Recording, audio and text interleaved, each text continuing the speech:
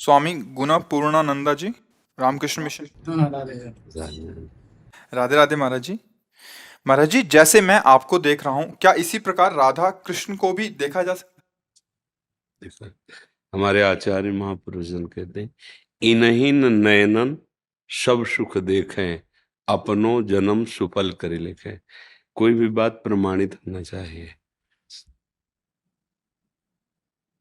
जिस समय आप निरंतर नाम का रटन करके ये स्थिति प्राप्त कर लेंगे जो देवर्षि नारद जी ने कहा है, तदर्पिता अखिलाचारिता तद विस्मरणेन परम व्याकुलते थे।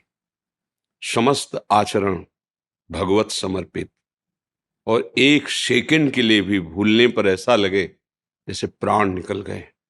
तद विस्मरणेन परम व्याकुल, जैसे मछली को बाहर निकालो तो जल के लिए वो तड़प तड़प कर प्राण त्याग देती है।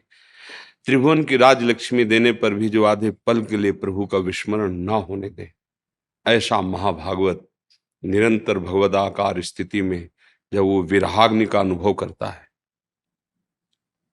तो सारा का सारा अहम और मम मल ये भस्म हो जाता है। भगवान सामने ही हैं, पर हमारे नेत्रों में दो पर्दे चढ़े हुए हैं। एक अहमता ममता, ये जग में दुखदाई। ये जगत स्वरूप दिखा रहा है अहम और मम, इन दोनों का समर्पण हो जाए तो इन्हीं नेत्रों से वही वो हैं। सर्वम खलमिदम ब्रह्मणे नानास्ति किंचन, चिद चिद लक्षणम सर्वम राधा कृष्णमयम जगत। इसी जगत में ये दृश्य हट जाएगा और राधा कृष्ण स्वरूप, जैसे हम स्वप्न देह में जब होते हैं, स्वप्न में तो स्थूल जगत का भान नहीं होता और वहां कुछ होता नहीं पर दिखता है ना, ऐसे ही जागृत में प्रभु के सिवा कुछ नहीं है पर हमें दिखता है ना, ये माया का खेल है। और प्रभु का दिखना भक्ति की तन्मयता। हम नहीं कह रहे, भगवान कपिल देव जी श्रीमद् भागवत में कह रहे हैं, जो मेरा अनन्य आश्रय लेकर निरंतर मेरा भजन करता है वो मेरा दर्शन ही नहीं, मेरे से वार्तालाप करता है। मेरी मुस्कान, मेरी चितवन उसको अपार सुख पहुंचाती है और वो मेरे संग खेलता है। हमारी वाणी जी में लिखा है, छिन छिन बिहरत संग। दर्शन तो बहुत छोटी बात हो गई प्रेमी जनों के लिए। छिन छिन बिहरत संग, छिन छिन निरखत प्रेम भरी, छिन जस कहत अभंग, यह जो कृपा हरिवंश की। छिन छिन रुदन करंत, छिन गावत आनंद भरी, छिन छिन हर हसंत, यह जो कृपा। वो अपनी प्रिया प्रीतम के साथ, जुगल के साथ एक क्षण भी विलग कभी नहीं होता। रही न सकत पल पनकन अंतर, जैसे जलते मीन हो निज सखियन की बलिहारी। नैनन मग होए पान करत दिन, नैनन मग होए पान करत दिन। अभी जैसे हमारी नेत्रेंद्रिय ऐसे है, वो अंदर का चिंतन गाढ़ हो जाए तो बाहर का दृश्य गायब हो जाएगा। अभी लौकिक बात में वो आप जो चिंतन कर रहे हो आप वहां होंगे, वो रूप होगा, वो चिंतन होगा। जैसे आपको कोई प्रिय मित्र है और उसने कहा कि मैं भी साथ चलूंगा और वो आ नहीं पाया, आप यहाँ वार्ता में सुख ले रहे हैं, अचानक उसकी याद आई, यहाँ का दृश्य देखते हुए भी आप यहाँ नहीं हैं, आप वहीं होते, काश अगर वो विघ्न न पड़ता और मेरे साथ आता, इस आप डूब गए आप उसमें, तो ये दृश्य गायब हो गया। आप यहीं बैठे, यही कान है पर आपकी श्रवणेन्द्रीय मन सहित कहीं और लग जाए तो नहीं सुनाई देगा आपको, वही दृश्य दिखाई देगा पर वो असत है नहीं। और ये हैं, जब इनमें ऐसा गाढ़ चिंतन हो जाए कि इनके सिवा कुछ और एक भी वृत्ति न रह जाए और ऐसी व्याकुलता कि अब जिया नहीं जा रहा, तो उसी समय वो प्रकट हो जाते हैं। तो उनके प्रकट होने के पहले ही हमारे नेत्रों में प्रकाश आ जाता है।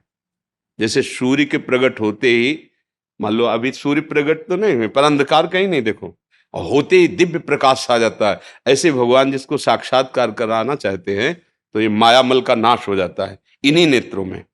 और यही नेत्र दिव्य नेत्रों से प्रकाश है। जैसे अर्जुन को विराट रूप के लिए दिव्य दृष्टि दी तो माथे में नेत्र थोड़ी प्रकट हो गए, उन्हीं नेत्रों में पावर आ गया और देख पाए। ऐसे ही निरख नयन हरिवंश, इन्हीं नेत्रों में प्रेम। अब ये मायामल जो त्रिगुणात्मिका माया का दर्शन कर रहे थे, स्त्री पुरुष जड़ चैतन्य अच्छा गंदा ये सब, ये खत्म हो गया। अब उसकी दृष्टि में प्रिया प्रीतम दिखाई दे रहे, केवल प्रिया प्रीतम दे। चिद चिद लक्षणम सर्वम, राधा कृष्णमयम जगत, सर्वम शब्द है। ना उसे जड़ दिखाई दे रहा न चैतन्य।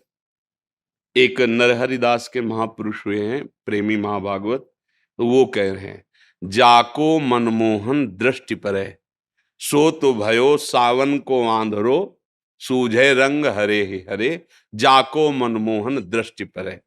जड़ चैतन्य कछु नहीं दिखत, जित दिखत तित श्याम खड़े, बिहुल बिकल संभार न तन की, घूमत नैना रूप भरे। घूमत नैना रूप भरे, करनी अकरनी दो विध भूले, विध निषेध सब रहे धरे, नरहरिदास ते भय बावरे, जे आ प्रेम प्रवाह परे, केवल प्रिया प्रीतम।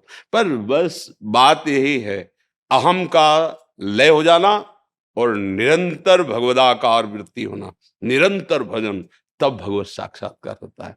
और भगवान चाहे तो अभी प्रकट हो जाए, उनके लिए नियम नहीं, हमारे लिए उनकी प्राप्ति के लिए नियम है, लेकिन उनके लिए न जाने कौन से गुण पर दयानिधि कब रीच कर साक्षात्कार करा दे।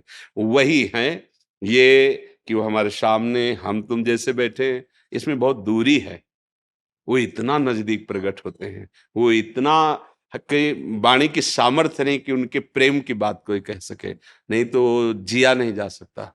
प्रभु जैसा कृपालु, प्रभु जैसा करुणामय और प्रभु जैसा नजदीक और प्रभु जैसा प्यार करने वाला कोई है ही नहीं, कोई दूसरा है ही नहीं। ये हम छाती की बात कहते हैं, हाँ वो सब कहने सुनने में बहुत हल्की बात हो जाती है, जैसे ना हृदय का प्रेम कहे तो बहुत हल्का हो जाता है। ये दिव्य वृंदावन धाम, कई बार ऐसे यहाँ महापुरुषों को अनुभूतियां होती है, गलबैया दिए प्रिया प्रीतम। अब वो कोई शब्दों से तो ये उसका कैसे उसका वर्णन करे। हाँ, इस रज का सेवन करे, रसिकों की पद्धति के अनुसार चित्त को प्रिया प्रीतम में निरंतर समर्पित करे, तो निकष कुंज ठाढ़े भय, भुजा परस्पर अंश, श्री राधा वल्लभ मुख कमल, निरख नयन हरिवंश। इन्हीं नेत्रों से देखो, इन्हें नयनन शब्द पर पहले त्रिगुणात्मिका माया के पर्दे का ऑपरेशन हो, गुरु कृपा से पहले नेत्र परिवर्तन हो, इनके ऊपर जो पर्दा चढ़ा है, मैं मोर तय तोर अच्छा बुरा, इसका पहले नाश हो भजन के प्रभाव से, फिर आएगा। आप समझे महाराज जी, अगला इनका प्रश्न है, जी। सभी प्राणियों में भगवत दर्शन कैसे संभव है? मुझे कैसे पता चलेगा कि मैं भगवत प्राप्त हो गया हूँ? एक लौकिक उदाहरण है, जब हम छक जाते हैं, हमें तृप्ति हो जाती है, तो किसी और प्रमाण की जरूरत नहीं होती। ऐसे ही जब हमारे अंदर कोई कामना नहीं, कोई चाह नहीं, किसी भी द्वंद्व का कोई प्रवाह हमारे हृदय में नहीं, ना उसका कोई प्रभाव है ना उसका कोई प्रवाह है, किसी भी विषय के संग में विषय भोगने की इच्छा नहीं है, अपने आप अनुभव हो जाता है कि हमारी स्थिति भगवद आनंद में है। जाने मोरी छाती, उसे दूसरा प्रमाणित नहीं कर सकता, अपना हृदय ही प्रमाणित होता है। पर भगवान के वचनों के अनुसार निर्माण अमोहा, जित संग दोषा, अध्यात्म नित्या, विनिवृत्त कामा, द्वंद्वैर विमुक्ता, सुख दुख संगई, गच्छन्त अमूढ़ा। जो अमूढ़ पुरुष अर्थात ज्ञानी पुरुष, विवेकवान, मान रहित हो गया, मान का कोई प्रभाव नहीं। अपमान का प्रभाव जैसे दुख होता है, ऐसे मान का प्रभाव सुख होता है। जब हमारा मान होता है, अगर हमारे हृदय में गुदगुदी हो रही, तो ये भगवत प्राप्ति में बाधक है। मान त्यागी होना चाहिए। सबहि मान पद आप अमानी, जैसे महाप्रभु चैतन्य देव कहते हैं, अमानिना स्वयं और मान देनो, दूसरों को मान देने वाला, स्वयं मान रहित। तो पहला लक्षण भगवत प्राप्त महापुरुष का होता है, उसे मान का तनिक भी प्रभाव सुख नहीं प्रदान कर पाता। तो सीधे आ गया कि अपमान का उसे दुख नहीं होता, मतलब मान अपमान में सम है। अमोहा, उसे कोई मोहित नहीं कर सकता। कोई कंचन, कामिनी, नाना प्रकार के पद, प्रतिष्ठा, भोग सामग्री, अमोहा, उसे कहीं भ्रम नहीं हो सकता। मोह भ्रम का भी नाम, अज्ञान का भी नाम है कि इसमें सुख है, प्रभु के सिवा त्रिभुवन में किंचन मात्र कहीं सुख बुद्धि नहीं होती। निर्माण अमोहा, वो मोह रहित होता है किसी से। जित संग दोषा, चाहे कोई पास में बिल्कुल सब विषय सामग्री रख दे, लेकिन उसके अंदर भोग की इच्छा नहीं होगी। जब श्री महामुनि सुखदेव जी को भगवत तत्व का बोध हुआ तो हृदय कहता है कि प्रमाण तो कोई देख ले, यही स्थिति है। तो वो तो ब्रह्म प्राप्त महापुरुष ही कहे। तो अपने पिता भगवान व्यास देव जी के पास गए, क्योंकि साक्षात ब्रह्मरूप भगवान के अवतार श्री कृष्ण द्वैपायन भगवान व्यास देव जी। कहा कि हमें जो बोध हुआ है ये तत्वबोध है। तो उन्होंने देखा और कहा, परम ज्ञानी श्री विदेहराज जनक जी मिथिला में विराजमान है, आप उनके पास जाकर प्रश्न करें, वो आपको उत्तर दे दें। गए। जनक जी को सूचना मिली, दिगंबर, कोई शरीर में वस्त्र नहीं, 16 वर्ष की अवस्था, श्याम शरीर, कमल नेत्र, साक्षात भगवान श्री सुखदेव जी परमानंद में डूबे हुए। प्रथम द्वार पे ही जनक जी ने आदेश किया, रोक दिया जाए। एक एक शब्द शास्त्र के प्रमाण उसमें भगवत प्राप्त महापुरुष के रोक दिया गया। बोले 7 दिन तक कोई उत्तर नहीं और अंदर प्रवेश न करने दिया जाए। इतने बड़े महापुरुष, कोई आदर नहीं, कोई सत्कार नहीं। रोज पूछते, आज सुखदेव जी के मुखारविंद पर कोई, बोले महाराज बिल्कुल ना अंदर से ना बाहर से, बिल्कुल शांत है। ठीक है, प्रणाम करके महल में ले जाओ। महल में ले गए। अब वो तो दिगंबर ही रहते थे। 9 युवतियों को सेवा में लगाया, जो सुंदरता से, प्रवीणता से, सब आप स्नान कराना, भोजन पवाना, रात दिन, 7 दिन 7 रात्रि, कोई हलचल उनका भगवान न मुखारविंद में न हृदय में। जैसे गेट के बाहर थे अकेले, वैसे ही महलों में युवतियों के विसंग में। अब आगे बढ़ो, लेके आ जाओ। बस जनक जी खड़े हुए, कहा जो आपको तत्वबोध प्राप्त हुआ है वही वास्तविक बोध है। ना मान, देखो मान का कोई अगर प्रभाव होता तो इतना तो आ जाता ना। 5 दिन हो गए, 7 दिन हो गए, उत्तर तो दो ना, मिलेंगे कि नहीं, एक गुस्सा ना आ जाए। कुछ भी नहीं, ये भगवत प्राप्त महापुरुष का। अब जब 7 दिन 7 रात्रि, समाज 9 युवतियों का, तो संग दोष मन में या तन में कुछ भी तो हरकत होनी चाहिए। शांत, क्योंकि वो ब्रह्म के सिवा किसी और को नहीं देख रहे। अगर स्त्री देखेंगे तो हलचल हो सकती है, लेकिन ब्रह्म देख रहे हैं तो भी हलचल किस बात की। भगवान इस रूप में, जैसे देवताओं ने और दैत्यों ने दोनों ने मोहिनी रूप देखा, लेकिन देवताओं को पता हरि है इसलिए कोई मोहित नहीं हुआ, और दैत्यों ने नहीं समझ पाए हरि है तो मोहित हो गए। तो जब हमारे अंदर किसी भी अपमान और मान का प्रभाव न हो, कहीं भी भ्रम मोह ये ना हो कि ये सुख है, जित संग दोषा, कोई भी संग आपको प्राप्त हो जाए और आपके हृदय में दोष ना पैदा हो, चाहे वस्तु, व्यक्ति, स्थान, बहिर्मुख, दुराचारी, पापी, कोई भी संग में हो, लेकिन हमारे अंदर किसी भी तरह का रोष, घृणा, नफरत या ममता, कोई भी दोष प्रकट न हो, जो जल में कमल का फूल रहे।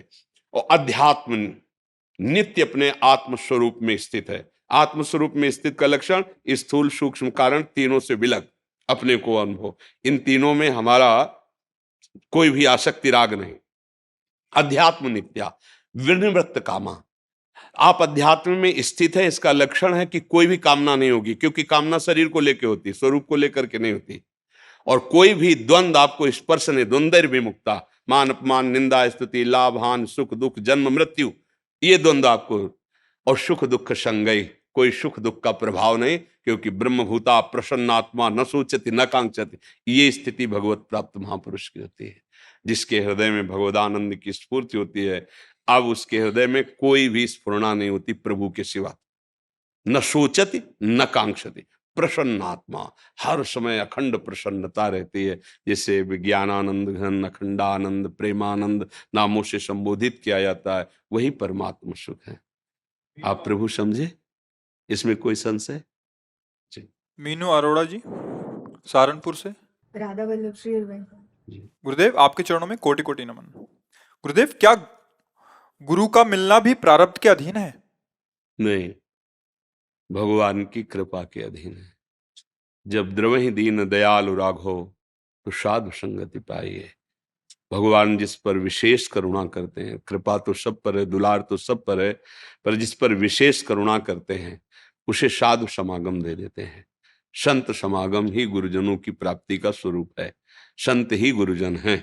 वो चाहे जिस वेश में हो, चाहे जिस देश के हो, जिनके पास बैठने से, जिनके वचनों से, जिनके दर्शन से हमारा हृदय विषयों से हटकर सत्य मार्ग में चलने लगे, वही गुरुदेव हैं। गुरुदेव की पहचान, वो कैसे कपड़े पहने हैं, या कितने ऊंचे सिंहासन पर बैठे हैं, या जमीन पे बैठे हैं, कितने शिष्य है, कितना प्रभाव है, कितना वैभव, इससे नहीं होती। सीधे गुरुदेव की पहचान होती है, जिनके संग से, जिनके समीप बैठने से हमारे दोषों का त्यागने का बल जागृत हो जाए। आज से अब नहीं करूंगा, अब लो नशानी अब ना नशइयों, और सत मार्ग में चलने का उत्साह बढ़ने लगे। और जिनको देखते देखते ऐसा लगे कि देखा तो पहली बार है, पर लगता है ये कोई है हमारे, बस जान लो वो गुरुदेव भगवान है, और ये भगवान की कृपा से होता है। ये हमारे, जब हनुमान जी महाराज का दर्शन करते हैं श्री विभीषण जी, तो कहते अब मोहि भाव भरोस हनुमंता, बिनु हरि कृपा मिले नहीं संत। ओहो, आज मुझे विश्वास हो गया कि राम जी मुझे बहुत प्यार करते हैं, क्योंकि हनुमान जी आपका दर्शन हुआ। गुरु का मिलना, भगवान नाम में प्रीति होना, धाम आदि के दर्शन होना, ये सब कृपा से होता है। तो हमारे वृंदावन धाम के लिए महाप्रभु हरिवंश चंद्र जी कहते, श्री राधिका कृपा बिनु सबके मनन गम।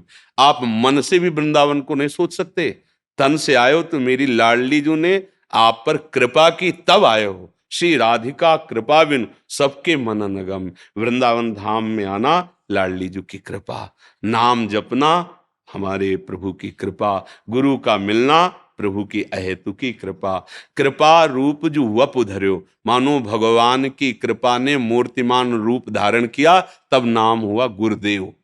भगवान की कृपा वपु गुरुदेव मूर्ति हैं, वो कृपा से मिलते हैं। हमारे भाग्य ऐसे कहाँ, हमारे भाग्य दो कर्मों से बनते, पाप और पुण्य कर्म से। तो पाप कर्म का फल होता है दुख, हो पुण्य कर्म का फल होता है लौकिक सुख। महात्मा की प्राप्ति थोड़ी ही होती है, महात्मा की प्राप्ति तो भगवान की कृपा। जब द्रवि दीन दयालु राघो, जब दया आ गई, जाओ संत समागम में असत का त्याग करके अब सत पे चलो।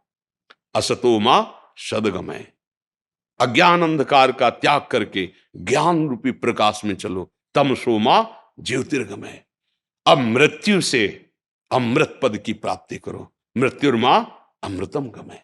ये यात्रा प्रारंभ होती है संत समागम से। जब संत समागम मिले तो जान लो भगवान की बहुत कृपा, बहुत कृपा।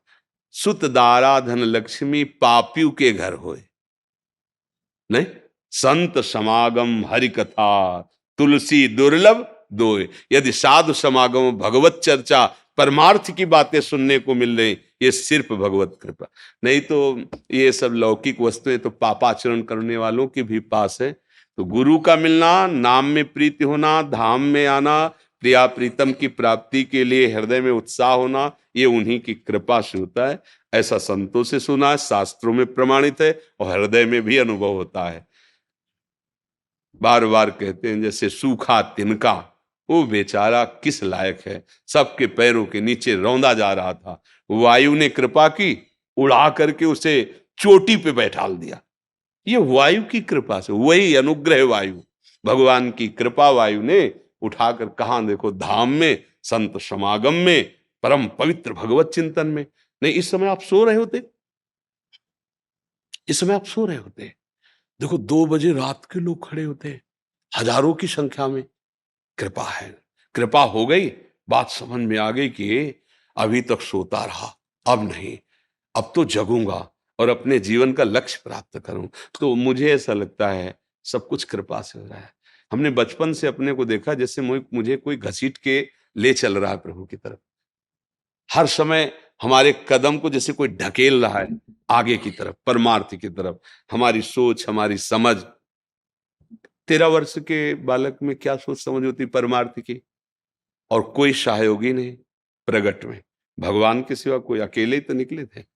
पूरी जीवन यात्रा ऐसे ढकेलते हुए लाए। अगर हम कहीं खड़े भी होना चाहे ना तो ऐसी धक्का मार, भगवान जिस पर कृपा करते हैं तो ऐसे मार्ग बंद कर देते हैं, आप ऐसे चल नहीं सकते, और पीछे आप होते हैं, अब बच्चा आगे ही चलना, धक्का मार के आगे ही बढ़ाते रहते हैं, रुक सकते नहीं क्योंकि वो पीछे से धक्का दे रहे। साइड में मार्ग कोई बचता नहीं, जिस पर कृपा करते हैं साइड में मार्ग नहीं देते भगवान कि इस गली से भाग जाए, क्योंकि मन चला अनंत जन्मों से रहा है, वो ऐसे ऐसे घेर लेते और पीछे रुकने देते नहीं, बलशाली है, धक्का मारते आगे चल। अब उसको एक ही ठौर रह जाती है, बस भगवत प्राप्ति, अब दूसरा कोई मार्ग ही नहीं रह गया। तो भगवान की कृपा से ही गुरुदेव का मिलन, भगवान की कृपा से ही गुरुदेव की वाणी पर विश्वास, और भगवान की कृपा से ही भगवत प्राप्ति। तुम्हारी कृपा तुम्हें रघुनंदन, जानहि भगत भगत वचन। प्रभु प्रभु की कृपा से प्रभु की प्राप्ति होती है, और कृपा का स्वरूप है मन वचन कर्म से चतुरता त्याग कर निरंतर भजन सतमार्ग में चलना। मन कर्म वचन छाणी चतुराई, तो भजत कृपा कर है रघुराई। सार बात, खूब भजन करो, गुरुदेव मिल जाएंगे, इष्ट देव मिल जाएंगे, सारा ज्ञान मिल जाएगा, सब सिद्धियां आ जाएंगी, जो चाहेगा वो प्राप्त हो जाएगा। दिव्या बत्रा जी, राधे उत्तराखंड से। राधे। जी महाराज जी राधे राधे, आपके चरणों में कोटि कोटि नमन। महाराज जी, कहा जाता है कि अगर हमें कोई दुख देता है तो वो हमारे कर्मों की वजह से ही देता है, मगर जो कोई हमें दुख दे रहा है उसके कर्मों में वो लिखा जाता है या नहीं? अब देखो, न्यायाधीश इस विषय को ठीक से निर्णय कर सकता है। भगवान की गति को सिर्फ भगवान ही जानते हैं, निर्णय न्यायाधीश जानते हैं, अपने तो अनुमान लगा सकते हैं, उसके लिए कोई प्रमाण थोड़ी सिद्ध कर सकता है। अब वो प्रेरित हुआ, अभी बिल्कुल ठीक चला आ रहा था, एकदम प्रेरित हुआ कर्म से, और उसकी दृष्टि आप पे पड़ी, और माइंड एकदम खत्म, कंट्रोल खत्म, अब काल के वशीभूत हो गया, और वो आपके साथ व्यवहार कर बैठा। हाँ, उसे सच्चाई से ना पहले संकल्प था और ना बाद में उसको कोई कि मैं मुझे ऐसा, वो एक कर्म का आवेश आया, उसे करा, ये तो हुआ उसके पूर्व का कर्म। अब किसी राग द्वेष की वृत्ति से लिया, अंदर द्वेष बढ़ता चला गया, और उसको उस पापाचरण का, किसी पापाचरण का दंड मृत्यु जनित दुख भोगना है, और वो राग द्वेष जनित से युक्त हो गया, राग द्वेष से युक्त होकर संकल्प करके उस पर प्रहार कर रहा है, उसका तो पाप कर्म मुक्त हुआ, उसका नया पाप बन गया। अचानक कोई घटना घट जाती है, हम बिल्कुल नहीं चाहते हैं, वो होता है उसका कर्म, उसके कर्म का फल। कोई हमारा सोच नहीं, कोई संकल्प नहीं, जो संकल्प करके तो उसमें उसको दंड मिलेगा और उसके पाप का समन हो जाएगा। अगर हमारा पाप नहीं कि हमें यहां से ऐसे तनिक भी, तो चाहे जितना आप संकल्प कर लो, यहां खरोच नहीं कर सकते। हमारा कर्म नहीं तो आपका किया हुआ प्रहार ऐसे हो जाएगा। वो हम जब नैष्ठिक ब्रह्मचारी थे, तो गांव में प्रधानी होती है ना, तो एक पूर्व प्रधान और नए प्रधान, जो नए प्रधान बनते, तो पूर्व प्रधान बड़े गंभीर स्वभाव के ऐसे थे, और जो नए प्रधान थे तो नई अवस्था के भी थे, तो उनके पास भी दुनाल थी ऐसे। तो अचानक दोनों का आमना सामना ऐसे रोड में हो गया, वो उधर से आ रहे थे, उधर से जा रहे थे, तो उनके पास राइफल रहती थी, जो पूर्व प्रधान थे, और वो जीप से चलते थे, वो मोटरसाइकिल से चलते थे।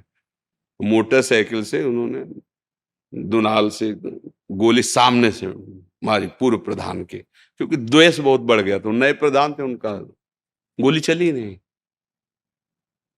फिर उन्होंने दोबारा जेल भरी, तेले को जीप से उतर के गए और कहने लगे, देखो प्रधान जी, तुम्हारी दुनाल है, हमारी राइफल, हमें पता है मिक्स होगी नहीं, पर हम कुछ नहीं करेंगे, आप आराम से प्रधान, द्वेष मत माने, आप लड़ाई झगड़ा आप जाओ। और उनके साथ कई आदमी थे, किसी ने कोई हरकत नहीं की, उनको बहुत शर्मिंदा होना पड़ा, और वो गए, और उन्होंने सोचा कि ऐसा कैसे, उसी गोली को जब अपने दरवाजे पर पुनः छूट गए, उनका द्वेष था, वो मार सकते थे, मारने का प्रयास किया, लेकिन वहां गोली नहीं चली, और वहां दरवाजे पे वही चल गई। क्या है, नहीं था खरोच लगने का, नहीं हुआ। तो इसलिए वैसे पूर्ण निर्णय करना, जैसे भीष्म जी से पूछा जाता, तो यही कहते थे कि धर्मराज युधिष्ठिर धर्म के सूक्ष्म रूप को जानते हैं, धर्म की सूक्ष्म गति को समझना बड़ा कठिन है। अब कब कहां कैसा क्या सहयोग होता है तो न्यायाधीश जाने। बकाया इतना है, अगर हमारा कर्म गंदा नहीं है तो लोग लाखों हमसे द्वेष करें, हमारा बाल बांका भी नहीं कर सकते, और हमें अगर दंड भोगना है तो फिर वो कहीं ना कहीं अपना रूप रख करके आएगा और मुझे दंड देगा। अब उसका क्या विधान बनता है, वो संकल्प है या द्वेष है या पूर्व प्रेरित है, वो अंदर की बात तो भगवान ही जानते हैं ना, अपने तो बाहरी चेष्टा देखते हैं। इसे सही निर्णय तो न्यायाधीश भगवान ही जानते हैं। इसीलिए वशिष्ठ जी महाराज जैसे परम ज्ञानी, सुनो भरत भावी प्रबल, बिलख कहो मुनिनाथ, हान लाभ जीवन मरण जस अपजस विधि। वशिष्ठ जैसे ज्ञानी कह रहे, अपने लोग तो उनकी चरण धूली है, ऐसे महाज्ञानी जिनको भगवान के गुरु पद में बैठने का सौभाग्य मिला, श्री राम जी के गुरु वशिष्ठ जी, वो कह रहे हैं, सुनहु भरत भावी प्रबल बिलख कहो मुनिनाथ, हानि लाभ जीवन मरण जस अपजस। वो सच्चा न्यायाधीश वही झलता है, अपने तो केवल अनुमान लगा सकते हैं जी। 3 साल की बच्ची है, कैंसर से पीड़ित हो गई हमारे। कैंसर से पीड़ित हो गई है बच्ची। मेरे कर्म बिगड़ गए थे बीच में, जी, जी। और अब उनका कैसे प्रायश्चित हो, और मैं कैसे बच्ची के लिए क्या कर सकता हूँ। बस हम तो एक ही बात जाने कि सब दुखों से, सब पापों से निवृत्त होने का एकमात्र भगवान का नाम है। आप नाम जप करते रहो, और वो जितने समय के लिए जैसे जो लीला है वो धैर्य, आगे का संभालो। पीछे की खेती बिगड़ गई, उस पर परेशान मत हो, आग लग जाएगी, वो भस्म हो सकता है। आगे कोई गलती ना हो, और नाम जप करो। जो जीव जितने समय के लिए आया है उसको आप रोक नहीं सकते, उसको कोई रोग मार नहीं सकता। दोनों बातें ध्यान रखना। जितने समय के लिए जो कष्ट भोगने आया है, ये मृत्यु लोक है, उतना आप धैर्य पूर्वक नाम जप करो, और जितनी सेवा तन मन धन से बनती सेवा करो। बकाया भगवान की जो इच्छा कर्म विधान से है, वैसा थोड़ा धैर्यवान बनना पड़ेगा।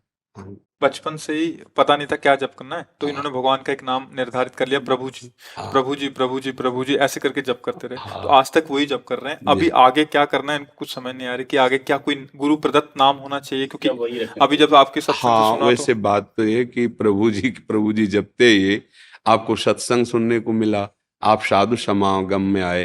अब हाँ, अब आगे बढ़ो। उतनी पूजा नहीं है, उतना ही मार्ग नहीं है, परमार्थ तो बहुत विशाल है। हाँ, अब भगवान के किसी प्रेमी महाभागवत के मुख से निकला हुआ जो नाम तुम्हें प्रिय लगे, राम कृष्ण हरि राधा शिव, जो नाम, वो नाम अब पकड़ लो। अपने मन से नाम जपने का फल है किसी महाभागवत के मुख से निकला हुआ नाम मिल जाए, उसे श्री गुरु प्रदत्त नाम कहते हैं। वो बहुत जल्दी लाभ प्रदान करता है। इस नाम जप का फल ये हुआ कि आप सत्संग सुनने लगे, आपको ये महिमा सुनने को मिली। अब आपको जिन महात्मा महापुरुष के द्वारा नाम प्रिय लगे, राम नाम, कृष्ण नाम, हरि नाम, राधा नाम, शिव नाम, जो भी नाम, अब वो नाम पकड़ लो और आगे बढ़ो परमार्थ में। इतना ही परमार्थ नहीं जितना आप मान रहे हैं, परमार्थ का और भी विशुद्ध स्वरूप है। ठीक है? जैसे मैंने आपसे प्रेरणा से राधा नाम माता जी सुनता हूँ आपको सर, वो प्रक्रिया कैसे जैसे अंदर सांस लेते हैं ना, अब वो नाम ऐसे हो गया महाराज जी। अब कोई काम ही करूँ ना, मुझको लगता है वो मुझको चिपक गया है, पता नहीं क्या हो गया। आप बड़ी कृपा हो गई, पर इसको गुप्त रखिएगा, नहीं रुक भी जाएगा। इसको गुप्त रखिएगा। कृपा करो, ये मैं समझ नहीं पा रहा हूँ। ये तो बहुत कृपा है। बस नाम श्वास दो बिलग चलत हैं, इनको भेद न मुंह को भावे, श्वास ही नाम नाम ही श्वासा, नाम श्वास को भेद मिटा। ये तो लाडली जी की बहुत कृपा है। बस चुपचाप अहम ना आने पावे, और ये गुप्त धन है, जीवन कृतार्थ हो जाएगा अगर ऐसे चलता रहा ना। जीवन बहुत प्यारा एक डॉगी का मृत्यु हो गई है। हर जीव भगवत स्वरूप है। और जब नामदेव जी ने कुत्ते में भगवान की भावना की, तो भगवान प्रकट हो गए ना। उनको इतने दिन इस रूप में रहना था, और ये लीला करके उनको दूसरे रूप में खेलना है। तो हमारे पास जितने दिन हम उनकी सेवा कर ली, इसके बाद मन ही मन प्रणाम करते हैं कि प्रभु आप इस रूप में आए थे, हमने इतना दुलार किया, अब आपकी सेवा दूसरों से लेना है तो आप जैसी इच्छा। दुलार करते तो अच्छा, तो मेडिसिन दे दिया जिससे उसको हार्ट अटैक सुनो सुनो सुनो, हमारी माता जी मेरी बात सुनो। भगवान काल कभी अपने ऊपर आरोप नहीं लेते। उसने स्कूटी चढ़ा दी, उसने एक्सीडेंट कर दिया, उसने गोली मार दी, उसने पटक दिया, उसने जहर खिला दिया, ये सब काल का स्वरूप है। एक लीला होती सृजन की, एक होती पालन की, एक होती संहार की। भगवान तीनों लीलाएं कर रहे हैं। थोड़ा भजन करो तो आप जान जाओगे, ना किसी मेडिसिन में ताकत है और ना किसी की गोली में ताकत है। जो अंदर बैठा हुआ परमात्मा तत्व, उस पर किसी का असर नहीं। और ये शरीर कर्म के अनुसार आया है, ये सब कर्मों का भोग चल रहा है। आपको जितनी सेवा देनी थी ठाकुर जी उस रूप में आके ले ले। अब नाम जप करते हुए भगवान की प्राप्ति की सोचो माता जी, हम तुम सबको चलना है। जगदम्बिका प्रसाद पांडे। राधा राधा देश। पूज्य महाराज जी, आपके चरणों में कोटि कोटि प्रणाम। राधे राधे। महाराज जी, मन शंकाग्रस्त रहता है, उसका निवारण? बुद्धि अपवित्र है, इसलिए मन शंकाग्रस्त है।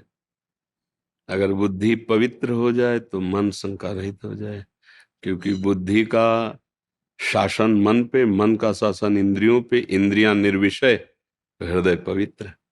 अभी उल्टा है, विषयों के अधीन इंद्रियां हैं, इंद्रियों के अधीन मन है, मन के अधीन बुद्धि है, इसलिए प्रश्नवाचक चिन्ह बना रहता है।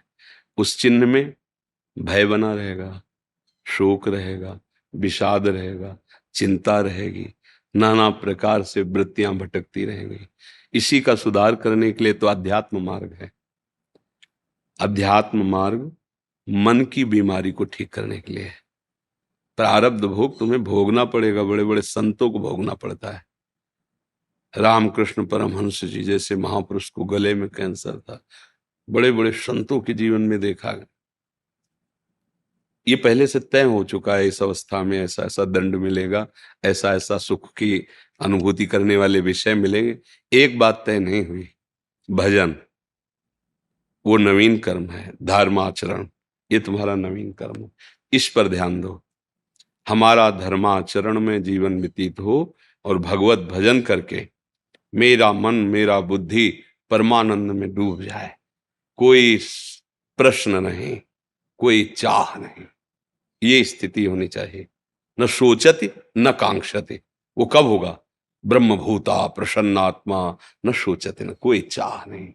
जाहि न चाही कबहु कछु, तुम शन सहज सनेह, बसहु निरंतर तासुर सो राउर निज के।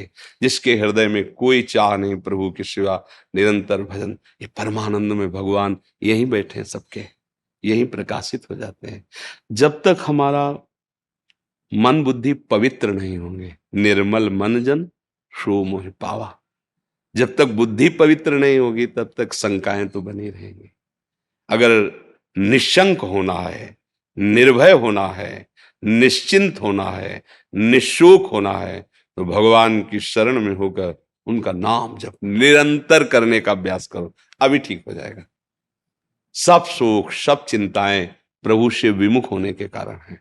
कार्य वही करो जो गृहस्थी के करते हो, कपड़े वही पहनो जो पहनते हो, बस आहार शुद्ध कर लो और आचरण शुद्ध कर लो, और साथ में नाम स्मरण करो। भगवद आश्रित होकर तुम एक महात्मा ही हो, तुम्हें भगवत प्राप्ति वैसे ही होगी जैसे एक कंदराओं गुफाओं में रहने वाले ऋषि मुनियों की होती है। हमारे आचरण बिगड़ गए, बहुत बुरी तरह हम आचरणों के फिसलन में फिसल गए। जो हमारे आचरण होने चाहिए वो है नहीं, जो नहीं होने चाहिए वो अच्छी तरह से हो रहे हैं। इसी के कारण भ्रम में फंस गई बुद्धि, मलिन हो गई ना। अब नाना प्रकार की चिंताएं, नाना प्रकार के शोक ऐसे छा जाते हैं, और यही शोक और चिंताएं लेकर फिर मर जाते हैं, फिर नया जन्म होता है, फिर नहीं। ये कब से चल रहा है? पुनरपि जननम पुनरपि मरणम पुनरपि जननी जठरे शयनम। इसी चक्र को नाश करने के लिए तो हमें मनुष्य शरीर मिला है। पर ये बात हमारे लोगों की समझ में कम आती है। बुद्धि खराब हो गई, मन खराब हो गया, अब गलत जगह सुख ढूंढ रहा है, पर स्त्री गमन या पर पुरुष गमन, मदिरापान, नशा करना, हिंसा करना, चोरी करना, दूसरे का धन हड़पना। कैसे ये सुख मिलेगा? शांति मिलेगी? कभी कभी नहीं मिलेगी। चाहे जितना आप धन एकत्रित कर लो, धन में शांति नहीं है, धर्म में शांति है, भगवत भजन में शांति है। हृदय शीतल हो जाता है। कैसी भी गरीबी परिस्थिति हो, कैसा भी व्यवहार में प्रतिकूलता हो, जब आपके हृदय में भगवान का भरोसा होता है और नाम जब चल रहा होता है, तो आप बहुत शांत रहते हैं, गंभीर रहते हैं। आपको पता है वो विश्व का पालन पोषण करने वाला प्रभु मुझे देख रहा है, जिस समय जैसा वो चाहेगा तत्क्षण बना देगा। धर्मात्मा पुरुष में, भगवद आश्रित पुरुष में एक महान शांति जागृत होती है, वो होती भगवान की कृपा से। मुझे लगता है यदि भजन किया जाए और आचरण सुधारे जाएं, दो बातें, अपने दिनचर्या को, अपने जीवन को हम सबको न्यायाधीश खुद बन करके जांच करना चाहिए। सामने शास्त्र वचन, संत वचन, गुरु वचन, और इसके बाद अपनी दिनचर्या को खुद जांचो एकांत में कि क्या आपकी दिनचर्या शास्त्र सम्मत है। अगर नहीं तो संभालिए, आप अपनी दिनचर्या आचरण को संभाल लीजिए और नाम जप कीजिए। फिर कोई भी प्रश्न रह जाए तो हमें बता देना। हम लोग प्रश्न बहुत करते हैं, चलते एक कदम नहीं है तो समझ में कुछ आएगा ही नहीं। प्रश्न पे प्रश्न, प्रश्न पे प्रश्न, और चलना तो है नहीं। जैसे हम बढ़िया हलवा बनाने की प्रक्रिया सीख लें कि ऐसा इतना आटा डाला जाए, इतना घी डाला जाए, इतनी चीनी डाला जाए, इतना गर्म पानी किया जाए, ऐसे ऐसे बनाया जाए, बहुत स्वादिष्ट स्वास्थ्यवर्धक, पर खाया कभी ना हो बना के, तो जब हम बोलेंगे ना तो रूखा और बेस्वाद नजर आएगा। जब एक बार बना के चख पा के फिर बोलेंगे तो उसकी दृष्टि और चेहरा बताएगा कि हलवा खा के बोल रहा है, वो समझ में। ऐसे ही एक बार यदि हम भगवत साक्षात्कार कर लें, फिर परमानंद की बाढ़ आ जाएगी, फिर बोलें। जब तक भगवत साक्षात्कार ना हो तब तक पहले अपना कल्याण करो, अपना सुधार करो। दूसरा, आज हम सब दूसरे को उपदेश देने के लिए तैयार हैं। अगर आपसे माइक रख के पूछा जाए कि जीव का कल्याण कैसे होगा, तो आप उत्तर दे देंगे। आप अपने विचार प्रकट कीजिए कुछ परमार्थ के, तो सब बोलेंगे संसार नाशवान है, सबको एक दिन मरना है, साथ कुछ जाना नहीं, भगवान का नाम सत्य है, राम नाम सत्य है। अरे भैया कितनी बड़ी बात बोल गया है, पूरे जीवन शास्त्रों की सब बात भूल गया, वो आचरण में एक नहीं उतारे। है 100 यात्रा में देखते हैं राम नाम सत्य है, हरि नाम कृष्ण गोविंद नाम सत्य, लौटते हैं तो बीड़ी पी के, तो बीड़ी पीते ये नहीं सोच रहे यही दशा मेरी होनी है। अभी बोल रहे थे राम नाम सत्य है, भाई राम नाम जपो, सत्य है भाई, सत्य बोलो मुक्ति है, यहां कुछ साथ जाता नहीं। और ज्ञान उपदेश करने के लिए सब तैयार है, लेकिन आचरण में उतारने के लिए बहुत कठिन। इसलिए गोस्वामी जी ने कहा पर उपदेश कुशल बहुत है। हाँ, मन के प्रतिकूल धर्म में चलाना आग पैदा कर देता है मन, उस जलन को जो सह जाता है वही महात्मा होता है, वही तपस्वी है। बाहर आग लगा के तापना एक बाहरी तपस्या है, काम क्रोध लोभ मोह मद मत्सर का वेग होता है, और उसको चुपचाप सह गया, कोई गलत आचरण नहीं किए, धर्म से चला, इसी तपस्या से भगवान मिलते हैं। खूब भजन करो भैया, जीवन का सार भजन है, सब शंकाएं मिट जाएंगी। और भजन के बिना शंका ही शंका है, कहीं निशंक नहीं हो सकते, कहीं चिंता रहित नहीं हो सकते, क्योंकि माया है। तुम सोच रहे हो 1 लाख प्राप्त हो जाए तो हम निश्चिंत हो जाएंगे, 1 लाख मिलते ही 10 लाख की चिंता आ जाएगी। आज तक कोई ब्रेक मारा हो अपने जीवन में कि बस भैया अब तो आज से हमारा काम खत्म, तृप्त? नहीं नहीं नहीं, खरबों है तो पूरे इंडिया में नंबर 1, इंडिया में है तो ये कहीं शांति होने वाली, ये कहीं शंका मिटने वाली? ये शंका मिटती है जब भगवान के चरणों का तरफ बढ़ते।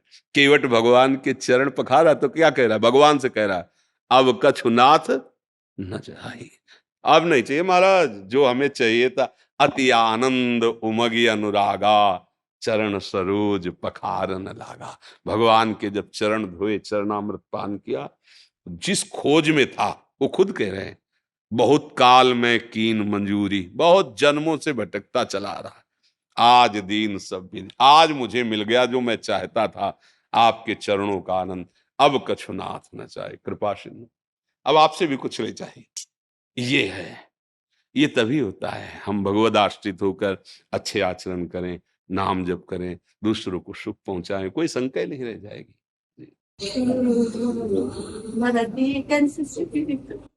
क्या होता है, आप तो माँ है इसलिए शायद हमारी बात नहीं समझ पाएंगे। अब ये शरीर तो नया है इसका, लेकिन जीव तो पुरातन है ना। अब कौन सा कर्मा के, अब भगवत लीला है, उस पर किसी का कोई अधिकार नहीं हो सकता। मान लो अब इस बच्चे का क्या अपराध, नई अवस्था है, अभी तो नया कोमल बच्चा है, लेकिन अंदर जो जीव है वो बहुत पुराना है, उससे कौन कौन से कर्म हुए हैं, उसका परिणाम इस नवीन शरीर को भोगना पड़ रहा है। इस शरीर में आते ही कैंसर, नहीं ये अवस्था बच्चा है अभी, इस समय तो इसके द्वारा कोई पाप नहीं हुआ ना, अब माना भी नहीं जाएगा। 14 वर्ष की अवस्था तक शास्त्रीय सिद्धांत है उसके किए हुए पापों को गणना में, क्योंकि अबोध बच्चा होता है। अब लेकिन देखो ऐसा, अब कैंसर जनित भयानक कष्ट वाला रोग, अब ये पूर्व, इसीलिए कहते हैं भजन करो, नहीं इस जन्म का कर्म कई जन्मों तक तुम्हें दंड रूप में मिलेगा। ये कहा जाता ना कि अभी तो तुम भोग रहे हो, तुम्हें अच्छा लग रहा है, बुरा आचरण अच्छा लग रहा है, मांस खाना अच्छा लग रहा है, दूसरे जीवों की हत्या, जब तुम्हारा शरीर छूटेगा और फिर उसका दंड मिलेगा। अब जैसे अब हम लोग ये देखकर दुखी होंगे ना कि यार इस बच्चे ने क्या पाप किया है, लेकिन सच्ची मानो मंगल भवन भगवान के दरबार में अन्याय नहीं। अगर इसका कर्म आपको टीवी में जैसे दिखाया जाता है ना, वो अगर सामर्थ्य हो दिखा दे कि इस कर्म के परिणाम, तो आप कहोगे अवश्य अवश्य ऐसा ही होना चाहिए। बस भगवान कभी अमंगल नहीं करते। अभी अभी बच्चा रूप से दिखाई दे रहा है, पर प्रभु का ये पुरातन अंश है, ऐसी गलतियां होती हैं, उसका ये सब खेल है। अब ये माँ कैसे समझ सकती है? माँ को तो लगता है मेरा बच्चा है ना, कुछ ऐसा हो जाए कि ये ठीक हो जाए। बस नाम जप करो, भगवान के आश्रित रहो, इसका नाम मृत्युलोक है।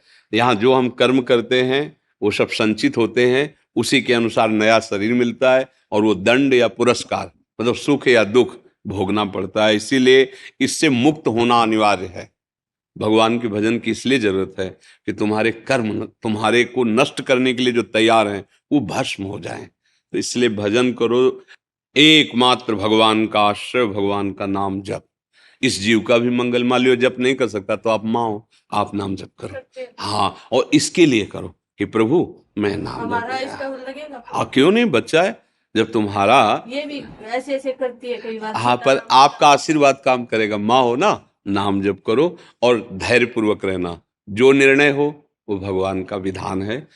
दुख तो लगता है माता, दुख तो हमें भी लगा, छोटा बच्चा है, इसका क्या खेलने की अवस्था है, कैंसर से पीड़ित है, पर अवश्य भगवान कहते हैं अवश्य में वो भोक्तव्यम कृतम कर्म शुभासु। इसलिए हाँ, राधा राधा राधा राधा नाम।